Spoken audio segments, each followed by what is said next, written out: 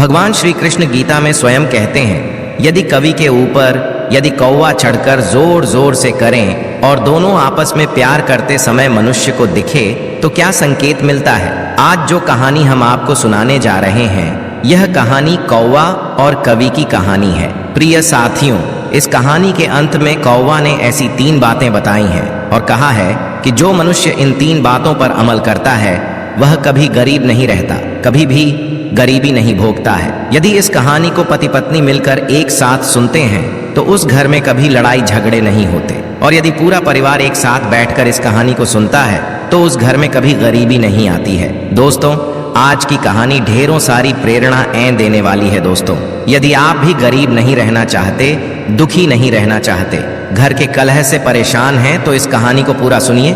दोस्तों, इस बात को तो आप भी जानते होंगे कि कौवा एक रहस्यमय पक्षी होता है। कौवा बहुत ही समझदार और चतुर पक्षी भी होता है। कौवे की गिनती दुष्ट पक्षियों की प्रजाति में गिनी जाती है। कौवा एक ऐसा रहस्यमय पक्षी है जो कि इंसान के भाग्य उदय होने के संकेत उसे पहले ही दे देता है। यदि आपके घर में कोई मेहमान का आगमन होने वाला है तो उसकी सूचना भी आपको पहले ही बता देता है। प्रिय साथियों, कौवे को यमराज का ऐसा वरदान प्राप्त है जो कि कौवे को बुद्ध, भविष्य और वर्तमान का ज्ञान होता है। प्रिय साथियों, इसी वजह से कौवे को रहस्यमयी पक्षी कहा जाता है। दोस्तों, वीडियो शुरू करने से पहले आप लोगों से एक छोटा सा रिक्वेस्ट है कि वीडियो को लाइक करें, चैनल को सब्सक्राइब करें और अच्छी कमेंट करें ताकि आने वाले वीडियो का नोटिफिकेशन सबसे पहले आपको मिले और आप उसका फायदा उठा सकें। चलिए दोस्तों, शुरू करते हैं आज की यह प्यारी सी पावन पवित्र कहानी। यह प्यारा सा वीडियो है। दोस्तों, एक गांव में एक बहुत ही गरीब ब्राह्मण रहा करता था और उसके घर में एक विशाल पीपल का वृक्ष था। उस वृक्ष पर एक कौवा का जोड़ा रहा करता था।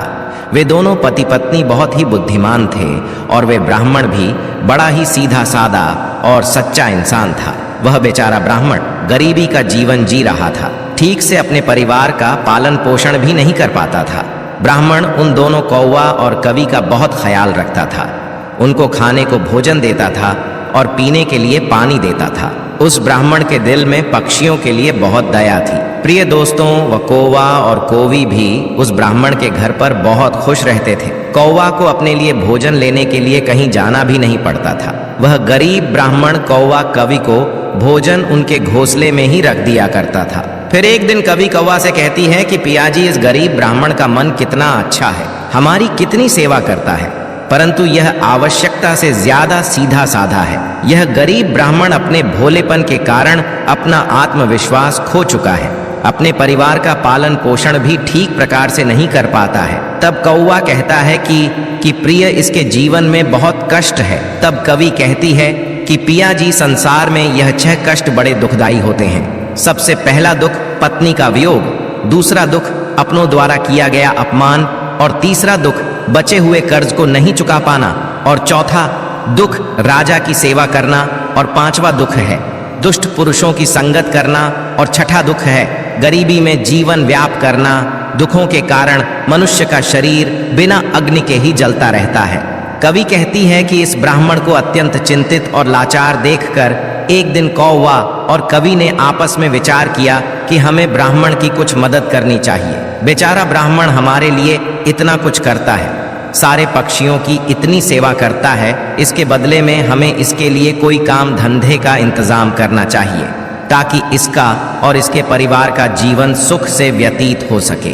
प्रिय दर्शकों, मित्रों, इस तरह रात भर सोचने के बाद अगले दिन कौवा और को ब्राह्मण से कहते हैं कि ब्राह्मण देवता, आप राजा के पास चले जाओ और राजा से कहना कि वे अपने यहाँ तुम्हें काम पर रख लें, और जिस समस्या को कोई नहीं सुलझा पाएगा उस समस्या को तुम सुलझा दो, और वेतन के रूप में राजा से रोज 100 स्वर्ण मुद्राएं मांग लेना।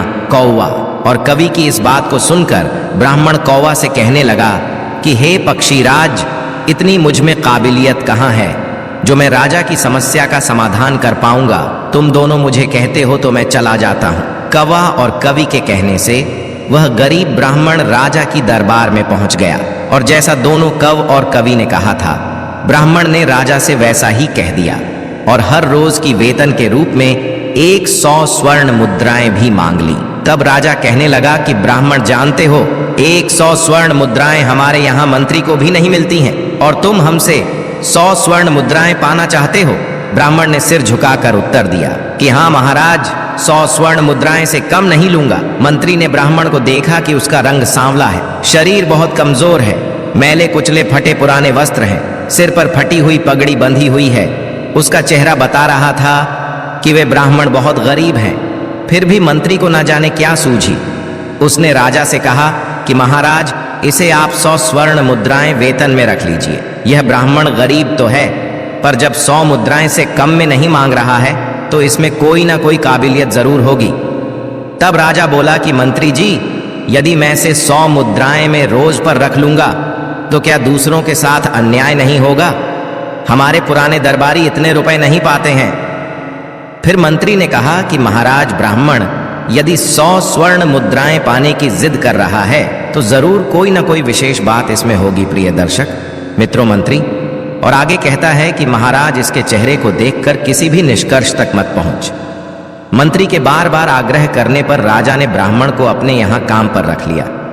फिर शाम को राजा ने उस ब्राह्मण को 100 स्वर्ण मुद्राएं दे दी। 100 मुद्राएं लेकर वे ब्राह्मण अपने घर को आया और वे स्वर्ण मुद्राएं उसने अपनी पत्नी के हाथ में थमा दी। उसकी पत्नी ने आज पहली बार इतना धन देखा था। उसकी आंखें फटी की फटी रह गईं और कहने लगी कि आप इतनी स्वर्ण मुद्राएं कहां से लाए? ब्राह्मण ने कहा कि देखो प्रिय, डरने की कोई आवश्यकता नहीं है। यह स्वर्ण मुद्राएं कहीं से चुराकर नहीं लाया हूं। मैं इन दोनों कौवा और कवि के कहने से आज राजा के दरबार में गया था और राजा से 100 स्वर्ण मुद्राएं का वेतन रोज पाने का काम मांग लिया है। फिर मंत्री की सिफारिश पर राजा ने मुझे काम पर भी रख लिया है। लेकिन मैं यह सोचकर हैरान हूं कि राजा ने रख तो लिया है, परंतु कभी कोई ऐसा काम आ गया तो मैं उसे हल कैसे करूंगा? प्रिय दर्शक मित्र, उस गरीब ब्राह्मण की इतनी बात सुनकर कौब हंसते हुए कहा कि ब्राह्मण देवता, घबराइए मत, देने वाला तो ईश्वर है। जब वे देता है तो छप्पर फाड़ कर देता है, जब उसने दिया है तो समाधान भी वहीं बताएगा। आज उस ब्राह्मण को कौवा और कवि दोनों के फैसले पर बहुत खुशी हो रही थी। अब तो हर रोज ब्राह्मण को राजा के दरबार से 100 स्वर्ण मुद्राएं मिलने लगी। ब्राह्मण वह मुद्राएं लाकर अपनी पत्नी को दे दिया करता। ब्राह्मण की पत्नी ने पहले तो उन मुद्राएं से अपनी रोजमर्रा की जरूरत को पूरा किया और बचे हुए पैसे को ब्राह्मण और ब्राह्मणी ने कौवा और कौवी को दे दिया। प्रिय साथियों, और कौवा और कवि से कहा कि इन मुद्राएं पर तुम्हारा भी अधिकार है। फिर उन स्वर्ण मुद्रा को कौवा और कौवी परोपकार के कार्यों में लगाने लगे। वे उन मुद्राएं से गरीबों को खाना खिलाने लगे, जंगल में रहने वाले पशुओं के लिए पानी की व्यवस्था करते और धीरे धीरे उन दोनों पति पत्नी ने ब्राह्मण की सहायता से एक पाठशाला भी खुलवा दी, ताकि गरीबों के बच्चे जो पैसे की कमी के कारण पढ़ नहीं पाते थे वे भी पढ़ सके। अक्सर बहुत से गरीब बच्चों का भविष्य भी गरीबी के कारण सिमट कर रह जाता है। उनके अंदर की उठने वाली योग्यता को धन न हो के कारण पंख नहीं मिल पाते हैं, इसलिए योग्य होने पर भी वे लोग बस लाचार और बेबस बनकर रह जाते हैं। प्रिय दर्शक मित्रों, कौवा और कौवी के उपाय से उस ब्राह्मण को मिलने वाले पैसों से नगर के हर एक भूखे और बेबस की सहायता की। उधर राजमहल में ब्राह्मण को देखकर दूसरे दरबारी उससे जलने लगे। हमेशा सोचते रहते थे कि मंत्री की मूर्खता के कारण यह ब्राह्मण रोज 100 मुद्राएं ले जाता है और राजा साहब ने अभी तक इससे कोई 100 स्वर्ण मुद्राएं वाला काम भी नहीं लिया है। साथियों, फिर एक दिन ऐसा हुआ कि उस ब्राह्मण की परीक्षा का समय भी आ गया। राजा के दरबार में एक दूसरे देश के राजा का दूत आया और उसने कहा कि महाराज, यदि आप हमारे 2 प्रश्नों का सही उत्तर देंगे तो हमारे महाराज आपको हमारा आधा राज्य दे देंगे, नहीं तो आपको अपना आधा राज्य देना पड़ेगा। और यदि आपने इस प्रस्ताव को ठुकराया तो वे आप पर आक्रमण कर देंगे। प्रिय दर्शकों, उस दूत की बात को सुनकर राजा बड़ा ही चिंता में पड़ गया कि अगर दूसरे राजा की बात नहीं मानी तो व्यर्थ में ही रक्तपात होगा। फिर यह सोचकर राजा ने दूत से कहा कि तुम अपने राजा के दोनों प्रश्न हमें बताओ। इतना कहते ही दूत ने एक पालकी मंगवाई। उस पालकी में 3 मूर्तियां रखी हुई थीं। तीनों मूर्तियां संगमरमर के पत्थरों से बनी हुई थीं। तीनों मूर्तियां देखने में बिल्कुल एक जैसी ही लग रही थी। तब दूत ने कहा कि महाराज, हमारे महाराज का पहला प्रश्न है कि इन तीनों मूर्तियों में श्रेष्ठ मूर्ति कौन सी है। यह सुनकर राजा और समस्त दरबारी सोच में पड़ गए कि मूर्तियां तो दिखने में एक जैसी ही हैं, फिर इसमें से श्रेष्ठ सिद्ध कैसे हो सकेगी। राजा सहित राजा के सभी दरबारी उन मूर्तियों में अंतर सिद्ध नहीं कर सके। तभी अचानक मंत्री को याद आया कि हमने 100 स्वर्ण मुद्राएं वेतन वाला एक ब्राह्मण को किस लिए रखा है। उसने तुरंत उस ब्राह्मण को बुलाया और उसे तीनों मूर्तियों में अंत ढूंढकर श्रेष्ठ सिद्ध करने के लिए कहा। प्रिय दर्शक मित्रों, बेचारा भोला भाला वह ब्राह्मण मूर्तियों को देखकर आश्चर्य में पड़ गया कि इन तीनों मूर्तियों में अंतर को कैसे पता किया जाए। यदि नहीं पता किया तो राजा नौकरी से निकाल देगा। अब तो दरबार में जलने वाले लोग भी सोचने लगे कि आज इस ब्राह्मण का खेल खत्म हो जाएगा। प्रिय दोस्तों, काफी देर मूर्ति को गौर से देखने के बाद भी ब्राह्मण को कुछ समझ में नहीं आया।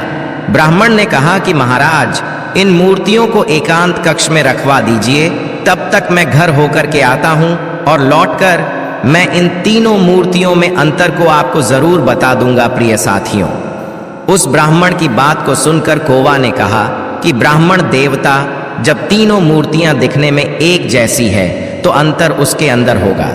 तुम एक काम करना, एक पतला सा तार उस मूर्ति के कान में डालना। वे तार कहाँ निकलता है ये बात आकर मुझे बताना, मैं आपको उनका अंतर समझा दूंगा। प्रिय दर्शकों, कवि की इस बात को सुनकर अब वह ब्राह्मण तुरंत राजमहल में गया और मूर्तियों के पास पहुंच और एक पतला सा तार उनके कान में डालकर देखने लगा। पहली मूर्ति के कान में तार डाला तो बेतार दूसरी कान से बाहर निकल गया। फिर दूसरी मूर्ति में तार को डाला तो वह मुंह से बाहर निकल गया। फिर तीसरी मूर्ति की कान में तार को डाला तो बेतार बाहर नहीं निकला। ब्राह्मण ने पूरी बात आकर कवि को बताई। कौवा ने उस ब्राह्मण को समझाया कि मूर्ति के कान के छेद अगर आर पार हैं, इसका अर्थ है कि वे एक कान से सुनती हैं और दूसरी कान से निकाल देती, और दूसरी मूर्ति कान से सुनकर मुंह से निकाल देती है, और तीसरी मूर्ति कान से सुनकर उस बात को पेट में दबाकर रखती है। यही तीसरी मूर्ति उन तीनों में से श्रेष्ठ है जो मनुष्य सबकी सुनकर उसे अपने अंदर रखता है, उसे किसी से कहता नहीं है और समय आने पर उसको प्रयोग में लाता है। वही मनुष्य बुद्धिमान माना जाता है। कौवा ने जैसा बताया, ब्राह्मण ने वैसा ही जाकर राजा को बता दिया। प्रिय दर्शक मित्रों, फिर दूसरे देश के राजा को जब राजा ने इस बात को बताई तो वह भी बहुत संतुष्ट हुआ। ब्राह्मण के जवाब से सभी दरबारी बहुत प्रसन्न हुए और ब्राह्मण की जय जयकार करने लगे। तभी उस दूत ने दूसरा प्रश्न रखा कि ऐसा व्यक्ति कौन है जो एक तो मृत से जीवित रहता है और दूसरा जीवित रहने से जीवित रहता है। वह ब्राह्मण इस दूसरी प्रश्न को सुनकर फिर से भागकर कौवा और कवि के पास गया। इस बार कवि ने बताया कि ही ब्राह्मण देवता, इसका उत्तर एक तो आप हैं और एक वैद्य है। जब एक व्यक्ति मर जाता है तो मरने वाले अंतिम संस्कार से लेकर श्राद्ध क्रम तक के कार्य करके पंडित ही दक्षिणा लेकर अपनी जीविका चलाता है, और वैद्य मृत्यु की ओर जाने वाले बीमार लोगों को जीवित रखता है और अपना पेट भरता है। प्रिय दर्शकों, कौवा कौवी के उत्तर को जानने के बाद वह ब्राह्मण फिर से राज दरबार में पहुंचा और जैसा कौवा और कौवी ने बताया उसे जाकर ब्राह्मण ने राजा को उत्तर। अब दूसरी प्रश्न के उत्तर सुनकर राजा और वह दूसरा राजा दोनों संतुष्ट हुए। दरबार में फिर से ब्राह्मण की जय जयकार होने लगी। फिर साथियों शब्द के अनुसार राजा को आधा राज्य मिल गया। दूसरे नगर में ब्राह्मण की और इज्जत बढ़ गई। फिर एक दिन राजा ने सोचा कि ब्राह्मण प्रश्न सुनकर अपने घर क्यों जाता है, जरूर कुछ तो कारण था। राजा के पूछने पर ब्राह्मण ने बताया कि उसके घर के बाहर पीपल का एक पेड़ है। उस पेड़ पर एक कौवा का जोड़ा रहता है। वे दोनों पति पत्नी बहुत बुद्धिमान हैं। उनके कहने पर ही मैं आपके यहाँ नौकरी करने आया हूँ और उन दोनों ने ही इन प्रश्नों के उत्तर मुझे बताए हैं। प्रिय साथियों, ब्राह्मण की इस बात को सुनकर राजा भी बहुत खुश हुआ। राजा ने उस कौवा और कौवे यानी उन दोनों पति पत्नी को अपने महल में बुलाया और उनसे पूछा कि हे पक्षियों, तुमने यह ज्ञान कहाँ से प्राप्त किया है? प्रिय दर्शक मित्रों, तब कौवा और कवि मुस्कुराकर राजा को जवाब दिया। कहने लगे कि महाराज, हमने यह ज्ञान इसी ब्राह्मण से पाया है जिनके घर में हम रहते हैं। यह ब्राह्मण बहुत ही विद्वान है। इन्होंने शास्त्रों का बहुत अध्ययन किया है। जब यह ब्राह्मण शास्त्र का अध्ययन करता था तो हम पेड़ पर बैठे बैठे सुनते थे। यह इन्हीं की कृपा का फल है। कौवा कवि राजा से और कहने लगे कि महाराज, यह ब्राह्मण बहुत ही सीधा साधा है। इनमें आत्मविश्वास की कमी है। यह जीवन भर अपने सीधीपन से गरीबी का दुख भोगता रहा है। इस बार इस गरीब ब्राह्मण ने हमारी सलाह मानी और यह सफल हो गए। राजा कवि की इस बात को सुनकर राजा कहने लगा कि पक्षियों, मुझे तुम पर बहुत गर्व है। तुमने एक लाचार ब्राह्मण का मान बढ़ाया, साथ ही साथ इस राष्ट्र का नाम रोशन किया है। मांगो, तुम क्या मांगना चाहते हो? कौवा कहता है कि महाराज, मैं चाहता हूं कि हमारे नगर में सभी जीव जंतुओं का जीवन सुखमय हो और कोई भी पक्षी या कोई भी जानवर भूख प्यास के कारण न मरे। कवि कहती हैं कि महाराज, मैं चाहती हूं कि हमारे राज्य में बेटों की तरह बेटियों को भी शिक्षा प्राप्त हो। कहते हैं कि जहां नारी अज्ञानता के कारण अंधकार में भटकती है, वहां पर कभी भी सुख शांति नहीं आ सकती। नारी अपनी संतान की गुरु होती है। यदि वे शिक्षित होगी तो उनकी संतान भी शिक्षित जरूर होगी। प्रिय दर्शक मित्रों, कौवा और कवि के कहने पर राजा ने अपने राज्य में नारी शिक्षा और जीव जंतुओं की सेवा को बढ़ावा दिया। कहते हैं कि जिस तरह सुंदर से सुंदर फूल भी बिना सुगंध के व्यर्थ होता है, इसी प्रकार मनुष्य कितना ही रूपवान हो, यौवन से भरपूर हो, बलवान हो, बड़े कुल में पैदा हुआ हो, स्त्री हो या पुरुष हो, बिना ज्ञान और बिना विद्या के दूसरों के प्रति, जीव जंतु के प्रति दया के बिना सब व्यर्थ होता है। उसकी कोई शोभा नहीं होती है। प्रिय दोस्तों, यह कहानी समाप्त